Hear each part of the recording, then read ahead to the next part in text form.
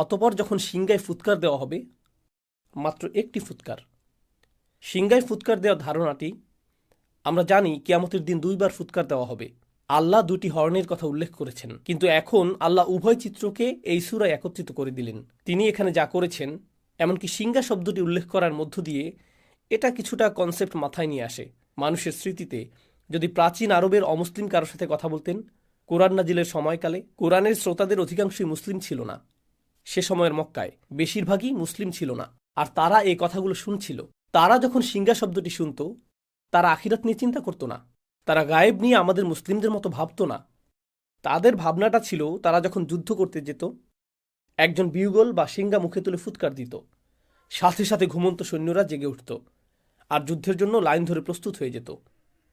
কারণ যুদ্ধ শুরু হতে যাচ্ছে, সতর্ক সংকেত প্রদানের সময় এটা। বর্তমানেও মিলিটারি ব্যারাকে, মিলিটারি ক্যাম্পে ইত্যাদিতে অ্যালার্ম সিস্টেম, সাইরেন বা হর্ন বেজে উঠলে প্রতিটি সৈন্য জানে তাকে এক্ষুনি প্রস্তুত হতে হবে, ইউনিফর্ম পরতে হবে এবং রেজিমেন্টে গিয়ে দাঁড়াতে হবে।